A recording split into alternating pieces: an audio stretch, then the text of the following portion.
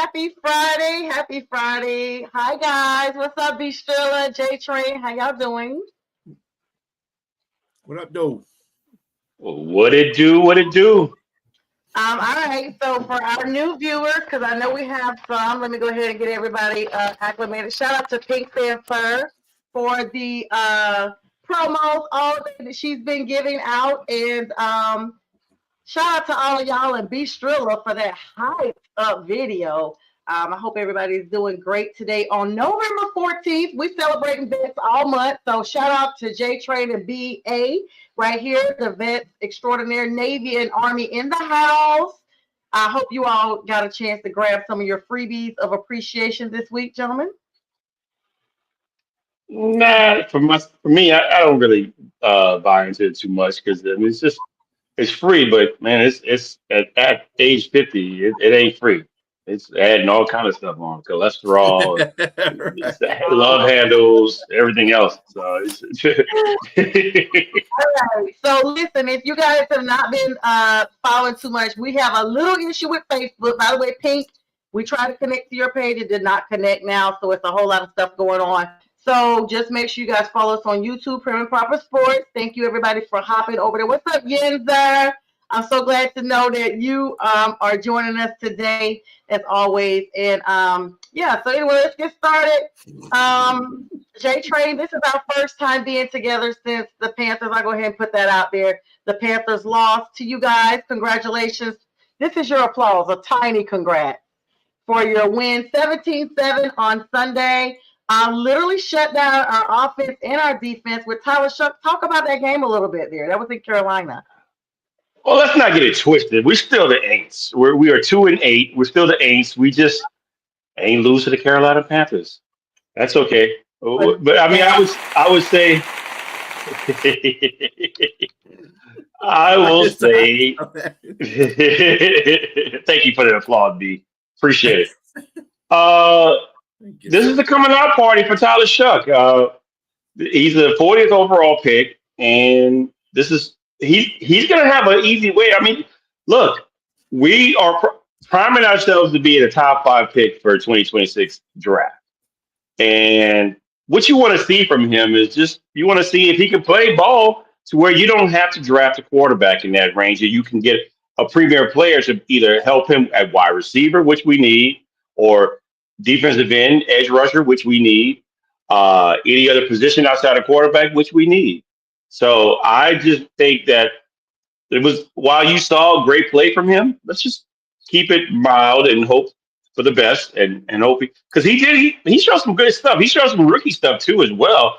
But man, I mean that one particular play where it looked like he was about to get sacked, and he maneuvered through the offensive line, defensive line coming at him, and he threw that left 15-yard pass to Jawan Johnson that went for about 52 yards. That was impressive for a rookie. I mean, mind you, anyone that knows he's a rookie out there that doesn't know much about Tyler Shuck, he played at Louisville. He got drafted 40th overall. He's 27 or 26, going on 27. And he played 7 years in college. So he's a rookie, but he doesn't play like a rookie. He's got a little bit more poise, a little bit of experience. He can play under center. So we play the Falcons. We got a bye this week, and we play the Falcons next week after you and the Panthers go beat them Falcons down. yeah, speaking of, I talked to Kevin earlier. Kevin is probably watching us. What's up, Kevin? He worked all day today. I mean, all of us did. Let's be clear, unless been a student or what have you. But he couldn't be on. And I'm gonna be honest. Of course, we'll talk about those Week 11 games that are coming up here shortly. B, how are you feeling about your game here? The Lions had an outstanding. I mean, I'm talking about prideful, no pun intended, the Lions' pride against the Washington Commanders, doubled them 44-22. I mean, without Jaden Daniels and Terry, Scary Terry, whatever you guys call him, I mean, that was kind of a given, or was it? I mean, the Lions are now ranked number one and actually tied with the New England Patriots for the number one position, both of them AFC and NFC teams. You guys are running here strong in this new season. Yeah. I didn't see the number one thing. We aren't literally number one. That would be Seattle, and the Rams are basically 1 and 2 as far as the seeding goes, and then it's Philadelphia. But yeah, I'm not feeling bad about the offense going into Philadelphia, but the defense is going to be shaky because we don't have don't have Terrion Arnold and Kirby, two of our secondary guys, and now we don't have Sam Laporta. Sam Laporta, the tight end, is out Oh, also in wow. this game. So, but I'm still not worried about the offense. The offense, it clicks. It don't matter who they got in there. As long as the play calling is good and the offensive line can block, I'm not worried about the offense. I'm not worried about the offense. I am worried about the defense, though. So I think it's going to be a pretty fair scored, fairly not high, but like mid-range score game. It's going to play like a 27, 24, 28 to 25, 24, something like that kind of game. So it'll be a good game, though. It'll be one of the good games of this weekend. Well, I guess I was going off of your chat where you said you guys were number one. So, everybody knows I've been kind of out of the loop with standings this season because I had other stuff going on. So I was going off of, your self-professed number one. But I guess you're talking about for the NFC North, correct? Yeah, NFC North. All right, well, see, that's still a feat in itself. Guys, I mean, this is just, we are officially started. We have started week 11. The Jets, of course, fell to the Patriots 27-14. Let's talk about that a little bit. Drake May, I mean, for mayor, a lot of people had little signs up and everything.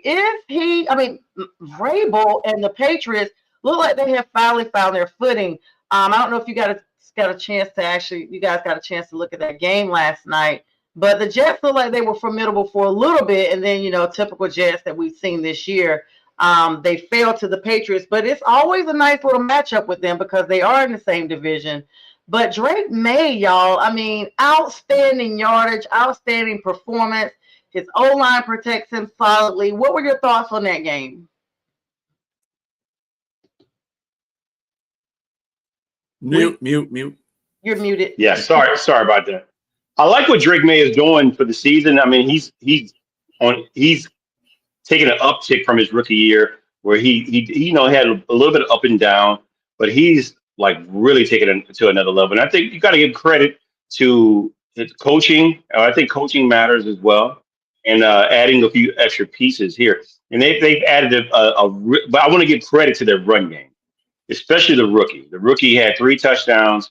He had 63 yards rushing, 30 yards receiving, and 2 rushing touchdowns and 1 receiving touchdown. So he really had a big game. And Henderson is just Travion Henderson is just really starting to blossom as well. And so that's just going to bode well for them. Albeit the Patriots haven't beat their wins outside of Buffalo really hadn't been. It's been against losing teams, but you can only play what's in front of you.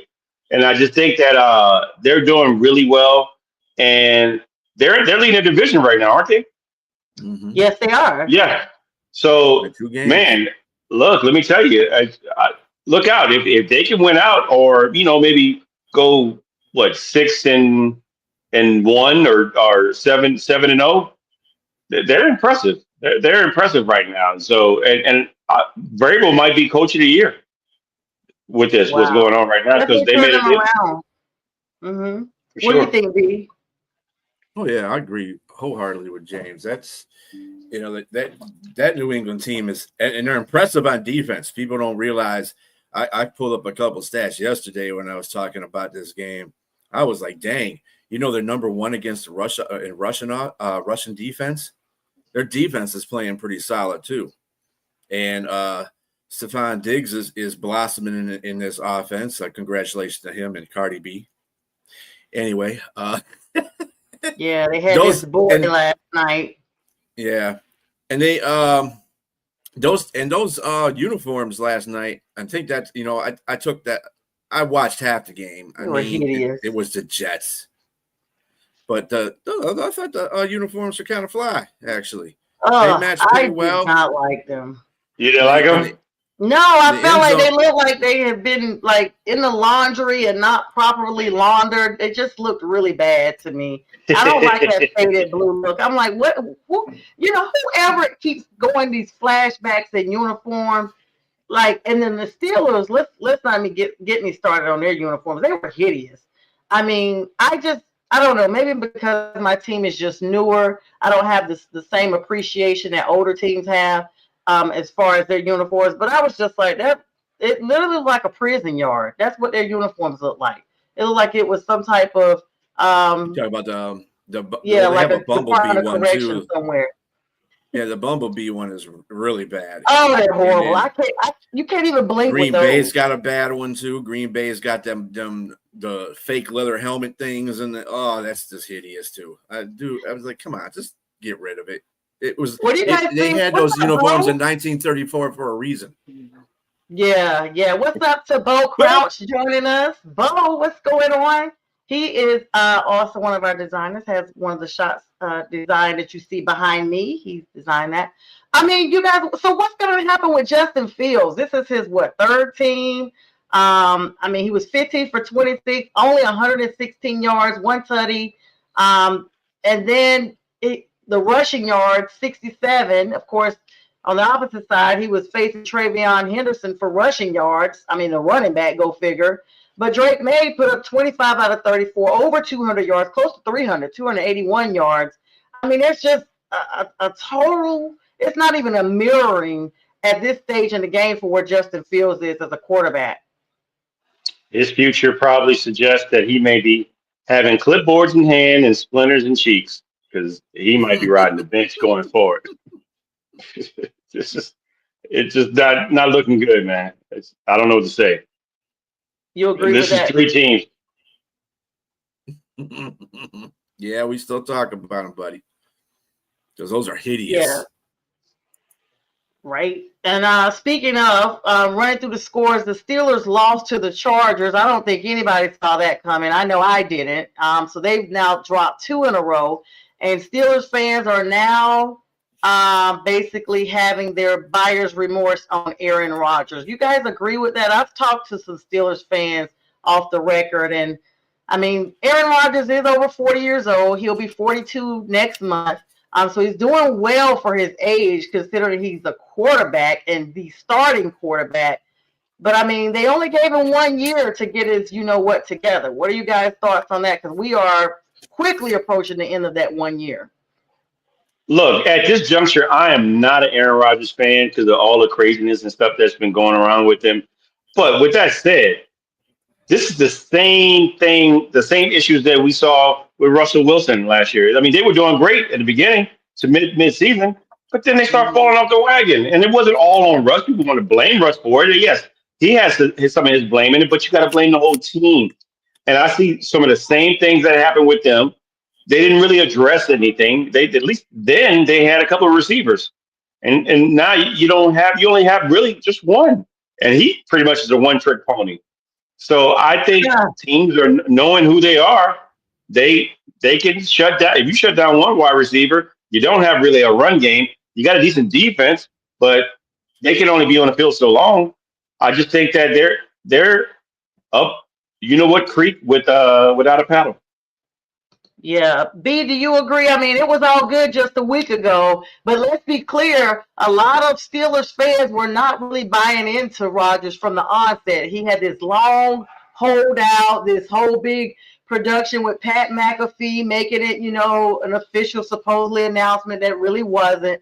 Them locking down YouTube for hours on end, only for there to be nothing. Like, this is just really, it kind of got a little bit better with Aaron Rodgers. I wasn't a fan, but I felt like things had settled down. But then now I don't. What are your thoughts on that? Let's. I mean, Aaron Rodgers is playing like he's supposed to be playing at his age. Okay, let's just put it that way. You're going to stop blaming Aaron Rodgers for everything on this team and start blaming that defense, which is like the highest paid defense in the league, and they're putting out the least amount of everything. They show up one game. It looks like every 3 games they show up. So Mm-hmm. as a defense, it's just It's horrible, and it shouldn't be horrible. There's something, and that's bad for Mike Tomlin. If I was in ownership, and I know Pittsburgh likes to hold on to their own, their coaches for a while, their head coaches, but you're a defensive-minded head coach, and your defense is just hideous, and there's no call for that. For everything that team was, that was a calling card for Mike Tomlin, because he's a defensive-minded coach, and their defense has been, extraordinary. Probably like 3 years ago, that's probably when you seen the best of that defense, but it's been going downhill ever since. You can blame a lot of stuff on Aaron Rodgers, but like James said, it's the whole team. That defense is just bad, and it shouldn't be. The one silver lining for them is that, I'm sorry, sis. Let me just say this now. I'll let you go. The one silver lining for them is that the whole division is not great. So there's an opportunity to right the ship a little bit. And, it's going to be tight. But between Baltimore trying to come up, and right their wrongs that they had, early on in the season, who knows? I think it might be a cross between three teams. We're talking, it could be four. Everybody might be in a mix. Cleveland might even be in a mix. I don't think so, but definitely Cincinnati and Baltimore and the Steelers are going to be in a mix for AFC North champions. So we'll see. Yeah, I agree with that. I do want to talk about another team real quick before we start going into week 11 here. Well, we already started week 11. The Tampa Bay Buccaneers lost a close one to the New England Patriots, who we've talked about them being at the top of the AFC. And they're getting Bucky Irving back this week. He's been practicing and what have you. I think he's supposed to be fully cleared. He was practicing. He's not cleared. He's out. He's out. Yeah. So this is the thing. Okay. So to that point, we had a show last week. All three of us were on here. And we've seen players that are supposed to be fully available because they're practicing. And then here you are. It's now Friday, the weekend of the game. And, oh, never mind. I guess they go out there and test their injury and see it's really not healed like they thought. Will him not being there continue to affect the Bucs? I mean, they seem to have their backup folks in place. Baker Mayfield got 273 yards against the Patriots on Sunday, 28 for 43 with no problems. He's just moved Sean Tucker up into place. 9 carries, 53 yards, and then Emeka Egbuka has also been another person that has filled in the gap on there. And that's why I say I feel like Tampa already has their people in place. Like they still are going to continue to be probably at the top of the division, depending on how this Falcons-Panthers game turns out. I kind of fingers crossed, because it is predicted that the Bucs may lose this next one against the Bills, depending on which Bills we get, because the Bills that trolloped the Panthers was the vicious Bills. Then you saw them get literally done the exact same way by the Miami Dolphins. Tua Tagovailoa and them really put the waves on them. And this game is in Buffalo. So you would think that maybe the Bucs may get upset on this one, and perhaps the Panthers can win. What's up, Pink Fanfare? ATL takeover shit.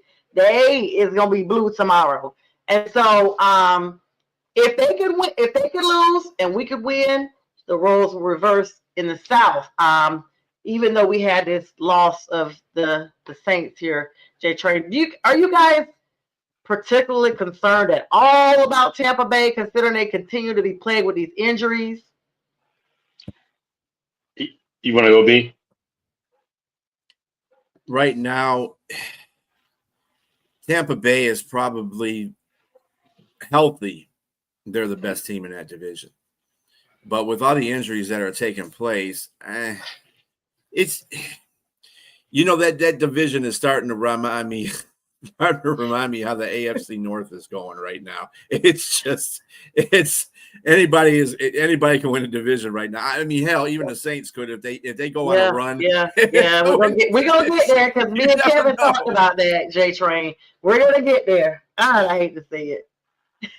Yeah, it's just it's still a lot of football these left. teams all the teams in that division, well, besides the Saints, because we know kind of what they are, but the Atlanta, Carolina, and Tampa Bay are Jekyll Hyde teams. They'll come out and play one game more good, and the next game they'll play like ass. I'm sorry.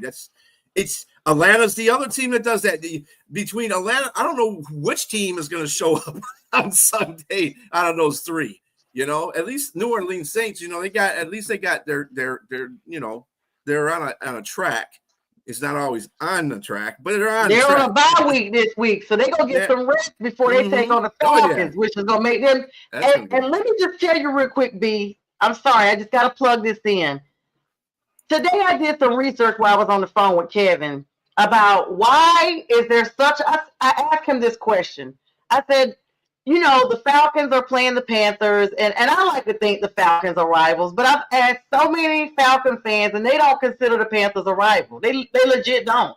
And I'm like, well, I'll see 85 rivalry because Charlotte's the north of 85, and Atlanta's kind of not the south, but southern of 85. And they're like, yeah, no, it's just not the same. And so I decided to do my research because y'all know I like to read up on stuff and find out what's what.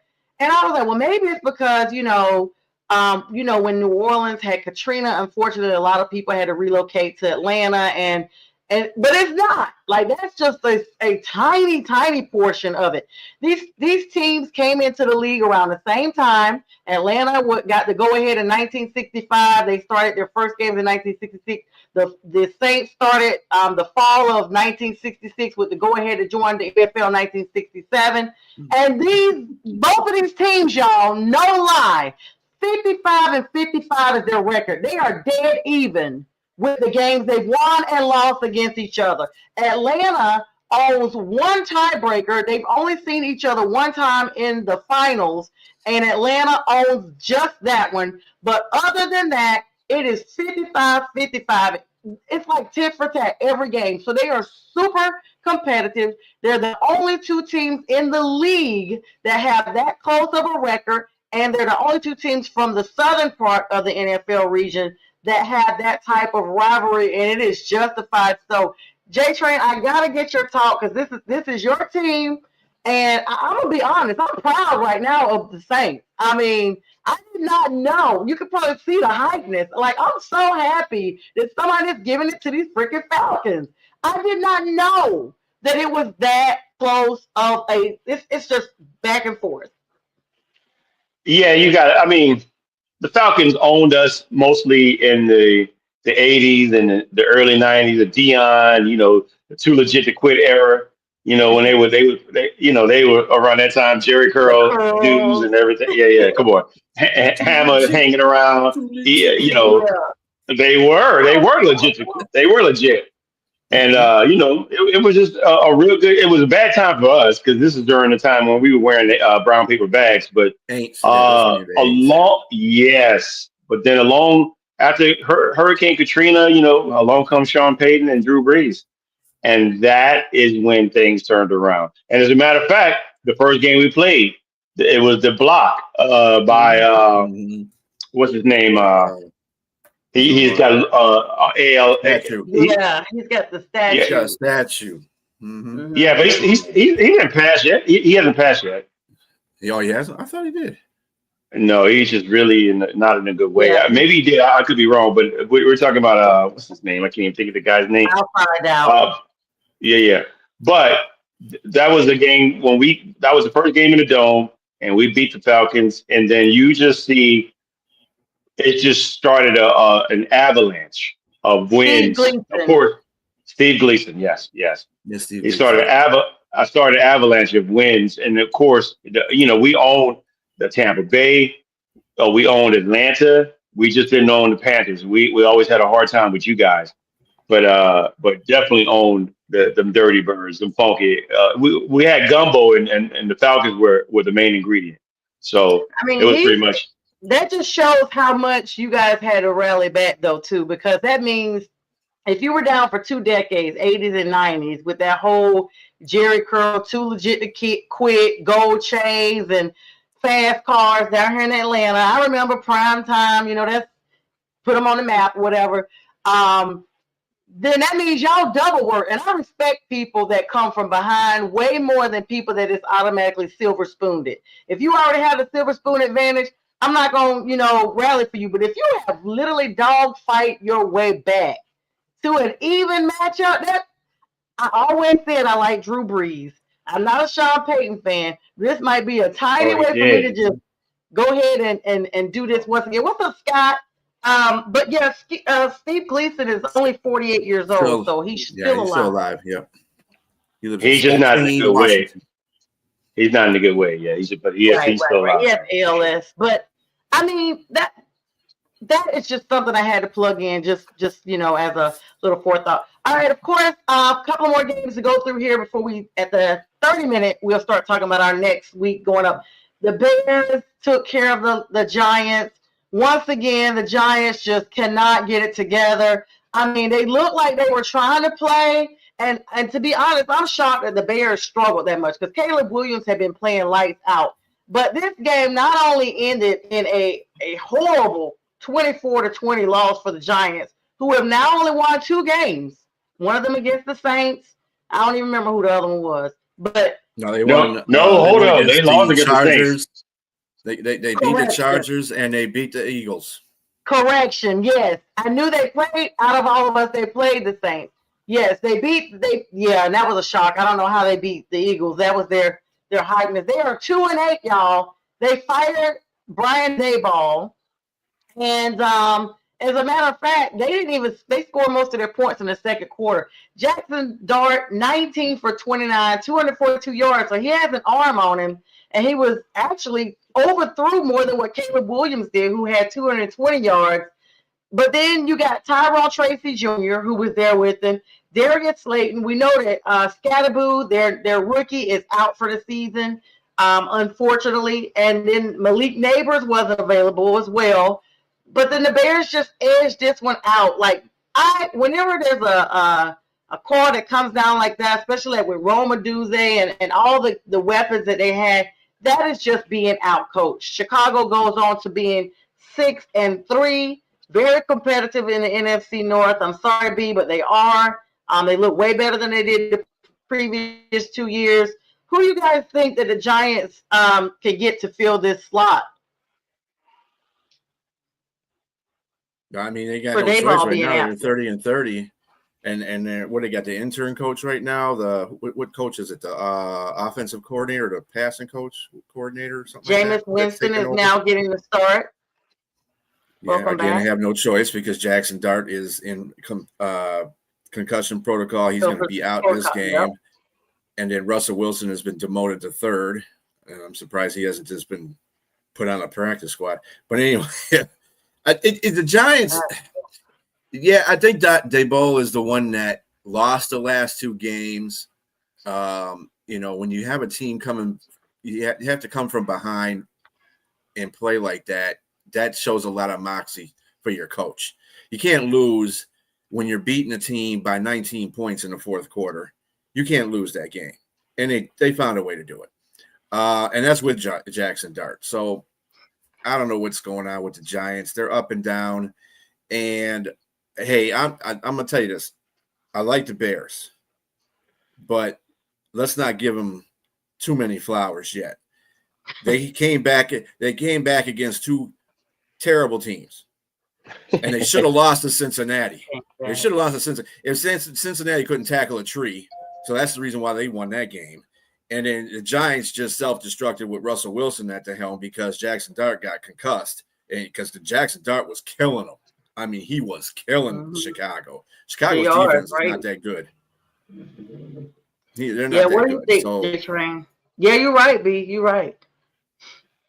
Giant situation. They're definitely going to need a marquee coach. They're going to need a big name. They had Dayball there. You saw what the record was. I think it was 21-48 or something like that. Had one good season with both Saquon Barkley and Mr. Indiana Jones, Daniel Jones, and both have gone on to better success. Gone on and doing better where they are. Right. So it doesn't look. It obviously somebody had to go, but it's going to be a problem to me. Why? Because I think it should have been a pair of people sitting on the curb looking for a job. It should have been the GM as well. And so when you say it was GM's job, you made some good draft picks, but you also had some bad ones too as well. I mean, we're talking about Evan Neal, terrible offensive lineman, and I don't like to discredit anybody in regards to their job. These people feed their families with the money they make, but he's just not good at his job. And that's like part of the problem is their offensive line wasn't on that great. And then you have the bad luck of having some major injuries to key players. Trust me, I know that personally last year with the Saints, with all those injuries that we had. And I think it's just unfortunately, Dayball just went haywire, trying to save his job, trying to put all his eggs in one basket with the quarterback, making sure, he doesn't go into concussion protocol, get in trouble with that. I just think that the Giants definitely need to have a big name come in and splash, and somebody like Rabel. They need to make that kind of move. Who's out there? I do not know. Maybe somebody from college, maybe somebody from UNC who has ties with the Giants. I was Could thinking be. about that. He already shot that down. They asked him Yeah, about that today. He shot it down. You mean they his say that. girlfriend did? His girlfriend did. They say He that. runs everything by her. I'm not going to say it's going to happen. I'm not going to say that he doesn't want to stay in college, but you offer somebody enough leverage. Maybe they get rid of the GM. You can come back in and do what you did with New England. You take the GM job and you take the coach's job. Might be they butter his bread, man, and he gets excited and go and takes the job. Who knows? But that's what the type of move that the Giants need to make to be relevant because they have a really good defense, but the defense can't do everything. The offense is the problem, and I think get some better draft picks. They're going to be in the top 5 draft pick as well, so they'll continue building, but it won't be anything without a marquee coach. I think. Yeah, speaking of, this is the time of season we start seeing, the writing on the wall. They used to wait for Black Monday right after Thanksgiving or whatever, but we're going to start seeing people getting their marching papers. That's going to segue me into our next half. The Atlanta Falcons versus Indianapolis Colts over in London this past Sunday morning. That game was winnable by Atlanta. I literally chalked that up to bad coaching. They should have not gone overtime. I feel like Raheem Morris should have used that timeout to avoid the 10-second runoff. They had 11 seconds on the clock. They were within field goal range then, and they could have used the timeout, had 1 second, spiked it, and gone for the PAT then and won the game. I knew as soon as he decided not to use the timeout and to accept the 10-second runoff, and they went overtime, I shook my head. I was like, that's going to be game. What are you guys' thoughts on that? 31-25, Atlanta is now 3-6. Colts, on the other hand, 8-2. I fully agree with you on that game. Don't get me wrong. Jonathan Taylor's a dog. Yes, he He is. is a dog. He is MVP caliber. 244 yards by himself. 3 TDs. He's going to be threatening. I'm telling you right now, at this point in the season, he's going to be threatening the 2,000-yard rushing record. He's also going to be threatening LT's TD record. I mean, he's putting them up. And so if they can't stop him, and if they continue to fix those little errors that Indiana Jones is throwing whips the other way, you need to be cracking the whip the right way. And I mean, for real, I just think that they're really good. But get back to Atlanta, man. Atlanta, it's the coaching. Coaching's bad. I mean, in this matter, there's too talented of an offense. In my opinion, you got too many first round draft picks to not win. And what really kind of solidifies that, even though they try to clarify it a little bit, is the post game talk of Michael Penix when they asked him those questions. He didn't have a good answer for that, and it was like I can't lean on my coaches. I can't lean on for any advice, pretty much, or that's what he was saying. There's nobody. He calls his old coaches, for advice about what to do and what not. That's not good. That's not good at all. That's a poor reflection of leadership of the regime that's in there right now. And to be honest with you, if it continues to go like that direction, the way they're going right now, if they lose to the Saints, I think there's going to be a clean up house. If they lose to the Saints, If they lose They Sunday, lose to J the Train. Panthers. If they lose Yeah. Sunday, he's out of there. yeah, Listen, that's the same thing. And I'm gonna get your comment, B, because I definitely want to hear your thoughts on this. When Dan Quinn got marched up out of there, they were playing us that day. I was watching that game. It was during the pandemic, and it was 2021. I mean, a little bit, I was at a cabin, I was watching it. The announcers was like, "Uh-oh, here comes Arthur Blank." Like, you could tell it was coming. He was like, he's coming down on the field. I'm like, oh, they about to march Dan up out of there like this. Sure enough, like, we are the coach killers. That's not the only time we've gotten the coach marched up out of there. If Raheem Morris does not, this means they have already dropped like 4 in a row. This will be their 5th loss in a row if they lose Sunday and at home. They are losing internationally. They are losing at home. They are losing away. If they lose Sunday in a divisional matchup, he won't even get to the Saints. They are going to take care of that at home. They're not going to even waste his plane fare going to New Orleans. I guarantee that. B, what are your thoughts? Yeah. You said you had a little bit of a conversation with Kevo.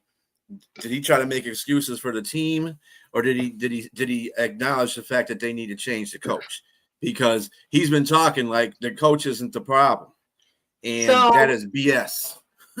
Yeah, excuse me. I agree. Like JTrain said, they are stacked offensively. There is no reason why Bijan Robinson should have had 17 carries and only 84 yards.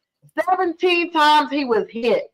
Jonathan Taylor on the other side of that, 32 carries, double the amount, and literally almost triple the yards, 244 yards. More than Bijan. They shut him down. and 3 TDs. London. Yes, and 3 TDs. Drake London had 1 touchdown. Michael Penix had to get his own touchdown. Drake London was targeted 6 times, only 104 yards. And my biggest thing, like I said, is that timeout. But Campbell said, to his credit, I can kind of think a little bit about that they feel like this is one of these things, because right now, 980 The Fan, the Atlanta Sports Channel, is talking about it. They want him out of there. As soon as that Indianapolis game had ended, the chatter had begun. Falcon fans are wanting him out.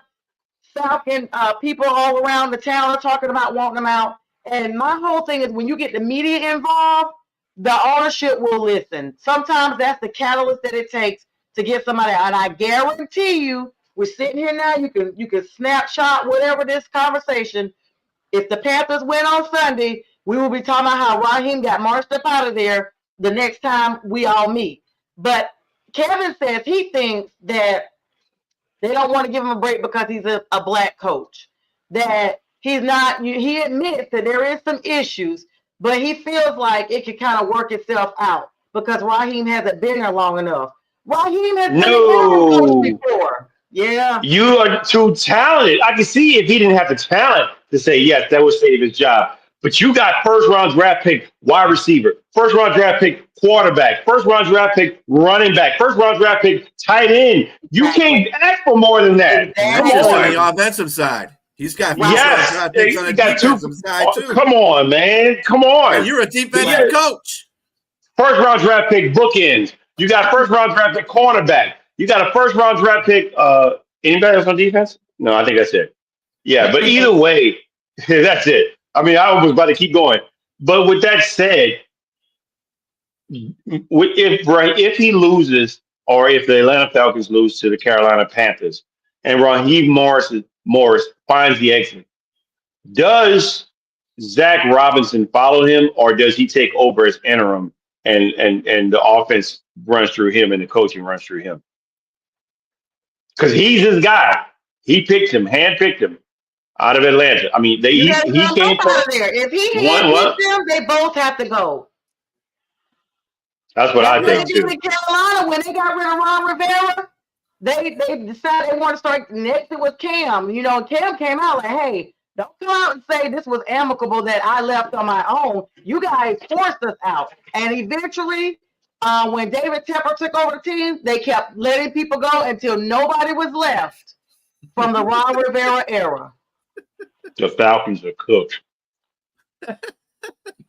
Or do you think they're cooked? Okay, so B, did you have a closing comment on that part before we start talking about game predictions?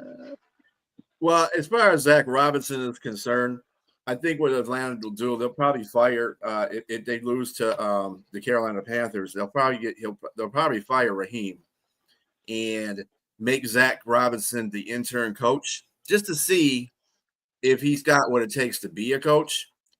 And if he doesn't, then they're going to go the old-fashioned route, and at the end of the year, they're going to get rid of him and find a coach for the team. But I don't think Raheem's going to last more than a couple of games. I just don't see it. Yeah, Falcon fans, I just saw you guys approved the post to be shared to your group. Please weigh in on this conversation. You guys are playing the Atlanta's playing the Carolina Panthers on Sunday. Big divisional matchup, not only from the standpoint of you guys got to try to come back from 3-6, like you're well below 500 at this point, but Carolina is on track to possibly be competitive for the top of the division. You know you don't want them or the Saints in that number one position. Everybody can kind of agree that Tampa Bay is kind of an afterthought. Like they're there, but we just out of sight, out of mind. I don't know. We don't have a lot of people from Tampa Bay that live in Atlanta. We do have a lot of people from Charlotte that live in Atlanta. We have a lot of New Orleans people that live in Atlanta. And I think just the three of us in ourselves kind of have a little competitiveness, over it. But I really agree with this. And so that leads me to my next segue where we start talking about week number 11. We will start off with the Falcons and Panthers game. Because I'm already partial and y'all know that, I'll get your comments on this game coming up. Bryce Young, third year at our quarterback, has had still some up and downs. We've seen him look good sometimes, and we're rah, rah, rah. That's our quarterback.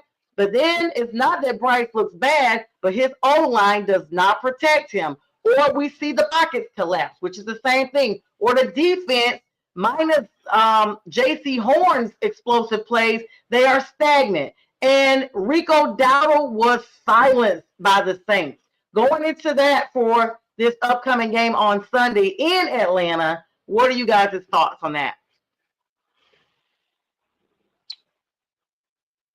It's a good question because do the Falcons figure out a way to win? Because when I say that, I say that because they definitely are. Their backs are against the wall. I mean, like I said, that post game conference just happened last week, and it was weird, kind of weird that how the guy answered Michael Penix, and so going up against the fact, like you said, the Saints were able to neutralize somewhat Rico Dowdle, but do they have the Panthers have it in them to say no? We're going to come back, we're going to bounce back, and the quarterback. I think everything is going to be predicated on how Bryce Young plays. He's got to bounce back. Yeah, I saw his post game interview after that game, and you could see he has fire in him. He has a lot of fire in him, and he answered the questions, but virtually he said, "I got to be better. I got to be better. We got to be better." He takes on. Yes, and so he's got to do that. Now, mind you, the coach got to figure out a way to get a 5'10" quarterback to be able to roll out like he normally does, and find to find his weapons versus staying in the pocket. He can't do that, and the run game's got to continue to progress.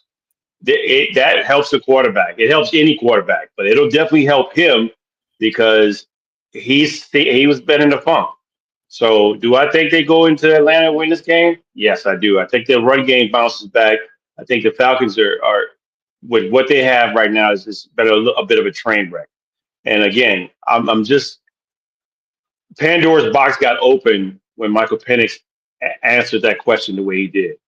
But like I said, they tried to change it, and he declined to emphasize what he meant. But Raheem Morris came in and tried to spice it up. And clean it up a little bit. But I really think there's something there. And so because I'm not saying he was drunk, but a drunk man tells no lies. I'm just saying he told what was on his heart. And that I think that was the problem. He told the truth. He shouldn't have told the truth there right in front of the media. And there lies the problem. And I think there's internal issues there. And that's why, because a team like this doesn't make any sense to be that talented and be as streaky as they are. But I got the Panthers going in Atlanta winning that game, Sonya. I'm giving you that win. What's the score prediction? I say maybe 30-20 or somewhere around there. Okay, so you do know if we go in and win, it means we sweep them this year. The last time we swept the Falcons was in 2014, if I'm remembering correctly. They've swept us a couple times, but that's the first time. It's usually a split with them. So you still agree with that? Yeah, I still do, because I just think there's some internal dysfunction going on in there. Okay. And that's the problem. I hope you're right. B, your thoughts? Well, I picked the Falcons to win because they're at home. Had it been in Carolina, but it's already been in Carolina, I would have definitely picked Carolina. I just think that Atlanta, if they don't win this game, this is the reason why I think they should win this game. If they don't win this game, they're ass out. They are. They're through. They're through. Raheem Morris is gone. That's it. The players got to play for something. They're professionals. They got to be out there playing that game. They have the talent on both offense and defense. They can win games. At one point in the season, too, they were like in top 5 in defense in every category, just about. Now, how are you top 5 in defense and you're 3-6? I don't understand that kind of stuff. And with on Carolina's point is, again, it's another team that shows up one week and doesn't show up the next week. They show up against Green Bay, but they can't show up against New Orleans at home. Come on. I mean, you know what I'm saying? I'm having brain function problems with these two teams. I really am. I mean, I wouldn't be surprised. Hey, I wouldn't be surprised if Carolina wins, but I think more of the onus for a win is on Atlanta's side. They need that game. If they don't win that game, it's over for them. It is. It's over. I don't think. What's your score prediction?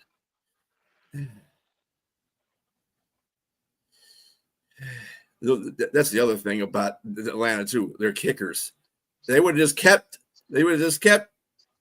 Young Ho. They would have been much fine. Of course, Justin Tucker is out there. They can go get him. Yep. Just finished his 10-game suspension. Atlanta, he's available to be signed. Forgot to plug that in. I mean, congrats for him getting off that. He might have to deal with his off-field issues, but hey, that dude is money when he kicks. Well, he used to be money when he kicks. He might have some stuff here in Atlanta. They got all these clubs down here for him to help him out. So, you know, he might be okay here. What's your score prediction?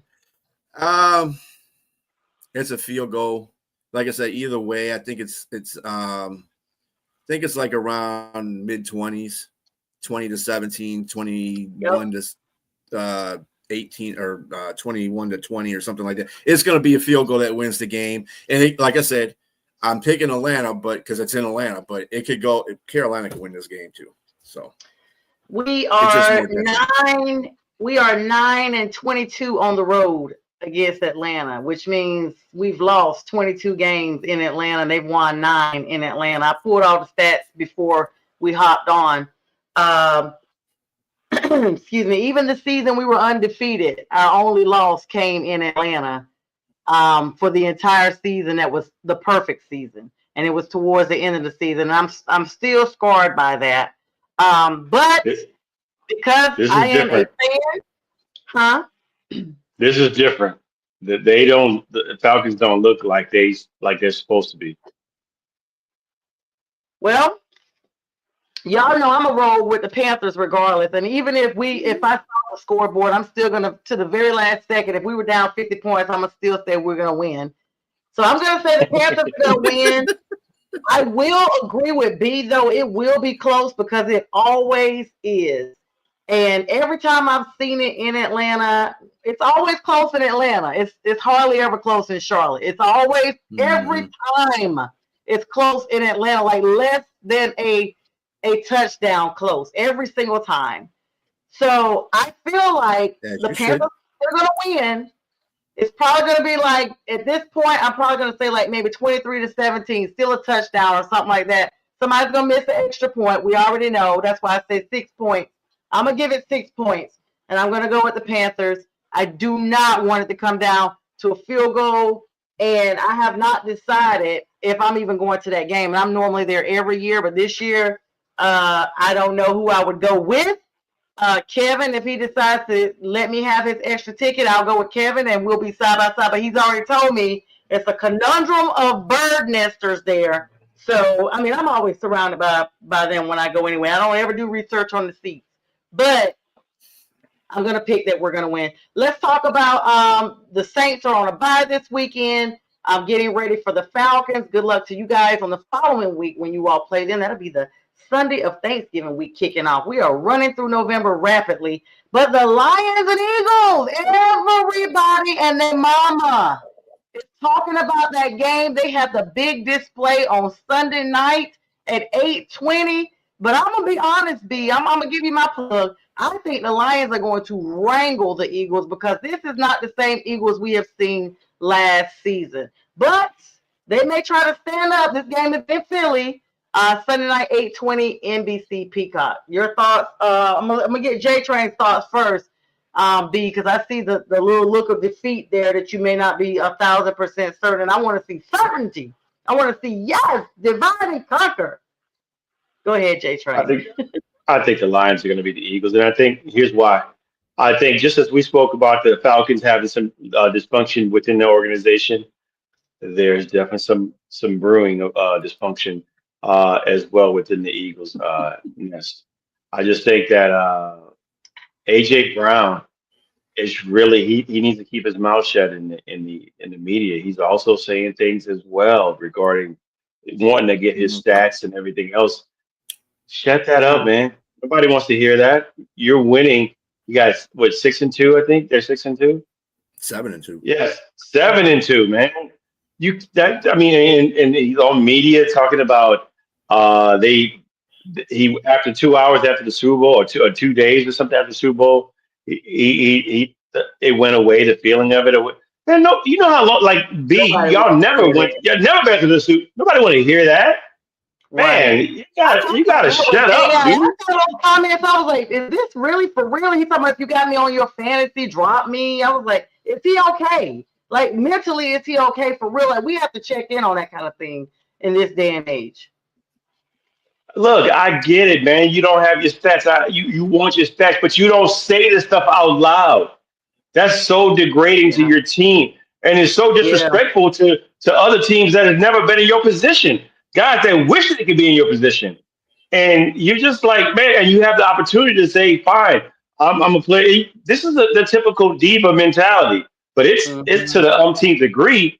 And I don't want to put Gen Zs in these stereotypes, but man, come on. I've never seen or heard this.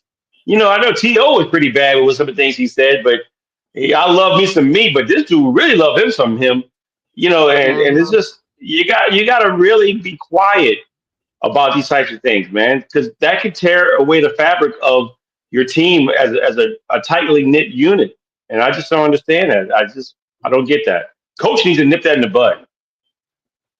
Right. And I love that. Pink says she agrees on that. And that's a discipline issue. B, your thoughts on all of that. Go ahead, Pink. Yeah, they need some help. Pink is a social worker for real. She with that life. She need to go up there. Yeah. I'm gonna tell you something. I think AJ Brown. I think he's checked out. I really do, and that's not gonna bode well in this game either. My compadre Nate said he's gonna have a heck of a game because the secondary is not gonna be there. I said, first of all, when he did that the last time, guess who didn't throw to him? Hurts. He wasn't throwing to him at all. He said, all right, fine. You want to talk stuff? Okay. You ain't getting the ball at all then, buddy. Yep. And I'm more worried about Devontae Smith than I'm worried about him. I'm worried about Goddard more than I'm worried about him, defensively. So, I mean, Sirianni needs to nick that in the butt. They should have traded him or whatever the case may be. Something needed to happen with him. Bench him, sit him down, do something. Dude, you just won a Super Bowl. You didn't particularly have a lot of catches last year because your running back was doing all the hard work. And you were successful at that. You went to the Super Bowl. And then that's when you guys shined because Kansas City found a way to stop Saquon. So then you guys got open and Hurts was out there balling. So you're going to be there for a purpose. If somebody stops a certain aspect of your offense, which is a lot of people have stopped it this year. I mean, they're 7-2, but you got to look at some of these games that they barely won some of these games. I mean, the Green Bay game, they basically gave that away and they still won that game. They got to play better, offensively and defensively. They're ranked low in both categories right now. And that's why I say I'm not worried about the Lions offense because the Lions offense is like, top 5, top 10 in most of the categories. So I'm not worried about the offense. And Dan has decided he's going to take over the play calling until Morton gets more settled in. So he understands the players. Morton's not a bad offensive coordinator. The thing is, if you don't know your players, Ben came up with all these players. So he just was a natural fit. So when he was calling plays, he understood what these players are about. Morton has been away from this team for a couple of years, so he doesn't know the players. And this is what Dan is trying to do. He's trying to get him incorporated into the plays. But anyway, so he's going to be calling the plays. And you see what they did to Washington. Okay, I know it was Washington, and they had a whole bunch of injuries. And Washington showed all kinds of frustration too. So that was the other part of it. I just don't have a problem with their offense. When you think about scores, so obviously you're saying you all are going to win. What's your score prediction? Somewhere between 27-20. It's going to be a mid-level game again. 27-20, 30-27 at the highest to me. I think they're going to win by a field goal. I just don't see I just don't see that fire. I mean, they're winning they're walking through games. That's one thing about Philly. When you're a good team and you have that talent on offense and defense, and you've been to a Super Bowl, you're sleepwalking through your season, basically. That's what they're doing. They're sleepwalking through their season, and they're still 7-2. Think about that. That's the other dangerous part. It's kind of like looking at Kansas City. I was just about to say. Everybody says, "Oh, they're not that good this year," blah blah blah, and then they end up in the Super Bowl. So I mean, there you go. And it's the same thing with Philadelphia. So the advantage that Philadelphia has is being at home, and somewhere most of the Lions have never played at before in Philadelphia. So it'll be a challenge, but I think the Lions can get it done. I think they can surprise Philadelphia a little bit. They haven't seen anybody as fast as Jahmyr Gibbs out there. Josh Jacobs, he's a bulldozer, but he's not fast like Jahmyr. Jahmyr can just shake you. So I just think on that we got faster weapons. So JTrain, you agree? We got about a few seconds left here. 24-21 Lions. And Pink says she would love to see the Lions in the Super Bowl. So would I, and I know it's long overdue. Definitely wishing your team good luck. Eagles fans, we're sorry in advance. Falcons fans, we are not sorry in advance. We do. And JTrain, enjoy your break. Everybody, thanks so much for the likes, loves. Thank you so much, Pink Fanfare, for the production behind the scenes. And thank you to all the commenters. This show will re-air at 2 a.m. live on the replay. So if you don't see the live button, don't worry. We were here at 9 p.m. And Bistrilla and JTrain will be live tomorrow morning at 8 a.m. with Jack Hirsch for the debate show. Sunday morning, big Sunday morning sports show, 8 a.m. to 10 a.m. Eastern Standard Time. With that, all the vets, thank you again. And everyone else, have a great week and enjoy.